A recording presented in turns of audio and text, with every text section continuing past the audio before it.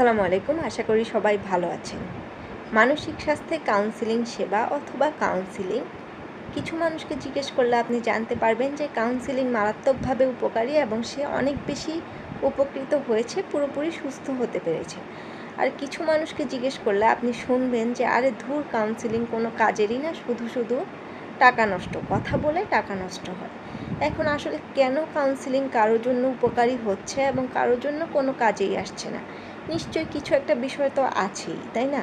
এই বিষয়টা নিয়ে আজকে একটু কথা বলতে চেষ্টা করব। আমরা যখন কোনো শরীরের অসুবিধা নিয়ে অথবা অসুস্থতা নিয়ে ডাক্তারের কাছে যাই, সাধারণত আমাদেরকে কিছু ওষুধ লিখে দেওয়া হয়, সেগুলো আমরা খাই এবং আমরা সুস্থ হয়ে উঠি। কিন্তু যখন আপনি মনের অসুবিধা নিয়ে অথবা সমস্যা নিয়ে একজন কাউন্সিলরের কাছে যাচ্ছেন, তখন কিন্তু শুধুমাত্র কাউন্সিলরের কাছে গিয়ে তার কথাগুলো শোনার মাধ্যমেই আপনার কাজটা শেষ হয়ে যায় না। এখানে অবশ্যই আপনাকে অ্যাক্টিভলি পার্টিসিপেট করতে হবে। সেটা কিভাবে? একজন কাউন্সিলর অবশ্যই আপনাকে হেল্প করবে যাতে আপনি যে সমস্যাটা নিয়ে তার কাছে গিয়েছেন, সেই সমস্যাটা আপনার মধ্যে যেই সামর্থ্যগুলো রয়েছে বা যেই জ্ঞানগুলো রয়েছে, সেগুলোর মাধ্যমে আপনি নিজে যাতে সমাধান করতে পারেন। কাউন্সিলর কখনোই আপনাকে পরামর্শ দিবে না যে আপনি এই কাজটা করুন, আপনি সেই কাজটা করুন। সে আপনাকে সহযোগিতা করবে যাতে আপনি আত্মনির্ভরশীল হতে পারেন এবং নিজের সমস্যা নিজেই সমাধান করতে পারেন। তাহলে এখন প্রশ্ন আসতে পারে, যদি আমি নিজের সমস্যা নিজেই সমাধান করি, তাহলে আসলে কাউন্সিলর কিভাবে হেল্প করলো?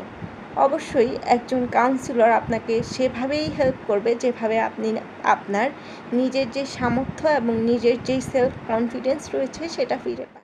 তাই একজন ক্লায়েন্ট হিসেবে আপনাকে অবশ্যই ফিডব্যাক দিতে হবে যে আপনি আসলে আপনার কাউন্সিলর যেই পদ্ধতিগুলো আপনাকে বলছে বা যেই কথাগুলো আপনাকে বলছে, সেটা আপনি কাজে লাগাতে পারছেন কিনা বা আপনার জন্য সেটা উপকারী হচ্ছে কিনা। যখন আপনি এই ফিডব্যাকটুকু তাকে দিবেন কিংবা আপনি অ্যাক্টিভলি পার্টিসিপেট করবেন, যে কাজগুলো আপনাকে দেওয়া হবে সেগুলো ভালোভাবে করবেন, তখন আপনি নিজের মধ্যে পরিবর্তনটা দেখতে পারবেন। আমরা অনেক সময় করি কি, যে কয়েকটা সেশন নেই এবং আমরা মনে করি যে আমাদেরকে কয়েকটা স্কিল শিখিয়ে দেওয়া হবে বা এমন কিছু বলা হবে যার মাধ্যমে আমরা একদম নিমিষেই ভালো হয়ে যাব বা ম্যাজিকের মতো ভালো হয়ে যাব। কিন্তু বিষয়টা কখনোই এমন নয়। যেহেতু আমরা মানুষ এবং আমাদের মন বা আমাদের মানসিকতা এবং আমাদের আচরণ নিয়ে কাজ করা হয়, তাই আচরণ পরিবর্তনের যে বিষয়টা বা নিজেকে পরিবর্তনের যে বিষয়টা, এটা অবশ্যই সময় সাপেক্ষ, যার জন্য কাউন্সিলিং সেশনগুলো অনেকটা সময় সাপেক্ষ হয় এবং যখন আপনি পুরোপুরি সেশনগুলো কমপ্লিট করবেন, তখন কিন্তু আপনি একটা ভালো রেজাল্ট পেতে পারবেন। অনেক সময়ই আমরা বুঝে উঠতে পারি না যে কোন জায়গাটাতে আমাদেরকে কাজ করতে হবে বা কোন জায়গাটা আমাদের ইমপ্রুভ করতে হবে, যার জন্য আমাদের কাউন্সিলরের হেল্পটা অনেক বেশি প্রয়োজন হতে পারে। একজন কাউন্সিলর যখন আপনার হিস্ট্রি নেবেন কিংবা আপনার সাথে কথা বলবেন, তখন তিনি আপনার মধ্যে সেই ইনসাইটটা দিতে পারবে যে আপনার কোন জায়গাগুলোতে আসলে কাজ করা প্রয়োজন বা কোন জায়গাগুলোতে আপনি একটু ইমপ্রুভ করলে আপনার যে সমস্যাটা নিয়ে আপনি কষ্ট পাচ্ছেন, সেই সমস্যাটা সমাধান করতে পারবেন।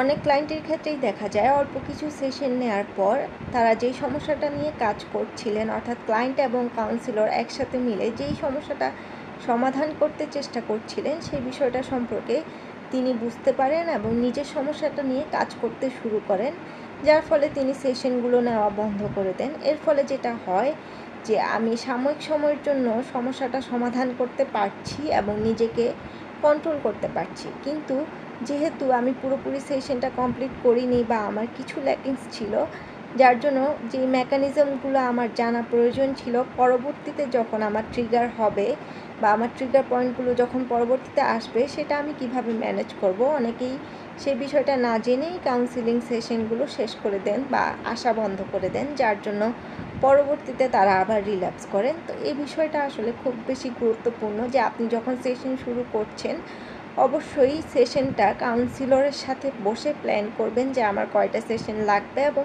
আমরা কিভাবে অগ্রসর হচ্ছি বা কিভাবে আমাদের সেশনগুলো কাজ করবে। আমি যে সমস্যাটা নিয়ে আসছি, যদি আপনি কোনো ফোবিয়া অথবা ওসিডি এরকম সমস্যা নিয়ে আসেন, তাহলে পুরো একটা ট্রিটমেন্ট প্ল্যান আপনি জানতে পারবেন যে কী বিষয়গুলো নিয়ে কাজ করা হবে এবং কীভাবে আপনি আসলে আপনার সমস্যাটা মোকাবেলা করতে শিখবেন। আশা করি বিষয়টা অনেকটাই বুঝাতে পেরেছি। অর্থাৎ আপনি যখন কাউন্সেলিং নিচ্ছেন তখন অবশ্যই অ্যাক্টিভলি সেই কাউন্সেলিংয়ে আপনাকে পার্টিসিপেট করতে হবে এবং আপনাকেও কিছু কাজ করতে হবে, কারণ এখানে মেইন পয়েন্টটাই কিন্তু ক্লায়েন্ট অর্থাৎ আপনি। আপনার সমস্যার সমাধানের জন্য কাউন্সিলর এবং আপনি একসাথে মিলে কাজ করবেন, তখনই কিন্তু সমস্যাটা প্রকৃতপক্ষে সমাধান হবে।